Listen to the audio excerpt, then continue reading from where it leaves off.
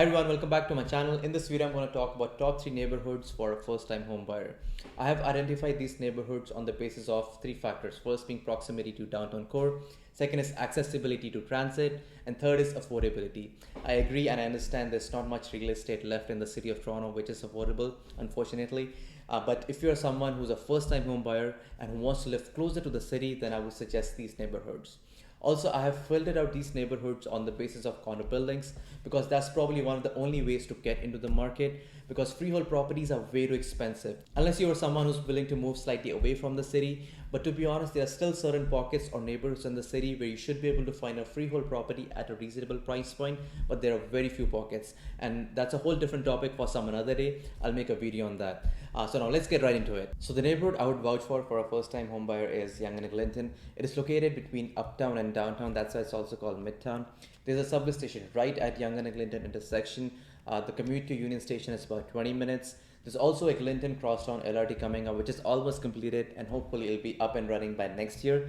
Once completed, it's going to make the commute so much easier going out east and west from Yonge and Eglinton. So if you're someone who's looking to get into the market, then just to give you an idea, you can find 1-bedroom condos for about $575,000 to $600,000. And you can find 2-bedroom condos for about $750,000. And also, I'm going to quickly highlight good buildings in the neighborhood. 30 and 70 Roehampton are good buildings. 58 Orchard Boulevard, which is also called Neon Condos, is a good building. 2181 and 2191 Yonge Street, which is also called Quantum Towers, are decent buildings. So overall, in my opinion, this is a very good neighborhood. You can find great restaurants in the area with all types of cuisines. There are different grocery stores, Loblaws or Farm Boy, to name a few.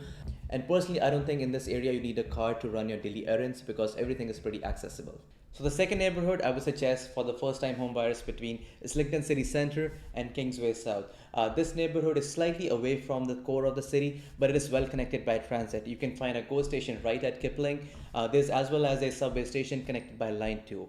And if you were to drive to the core of the city, it would take you about 20 to 25 minutes of drive, depending on the traffic. There are great schools in the neighborhood, great restaurants, groceries right around the corner, Sherway City Centre, which is a shopping mall, IKEA, Costco. All these things are about 10 to 15 minutes of drive from this neighborhood. Just to give you an idea, you can find 1-bedroom condos for about $500,000 to $550,000, and you can find 2-bedroom condos for about $650,000. And I'll quickly highlight to you good buildings in the neighborhood. 15 and 35 Viking Lane by Tridal are well-managed buildings and are good buildings too. And 135 Michael Power are good buildings too. And the condos in these buildings sell for about $860 per square foot, which is pretty reasonable. The third neighborhood I would suggest is that Humber Bay Shore. Is actually one of my personal favorite neighborhoods.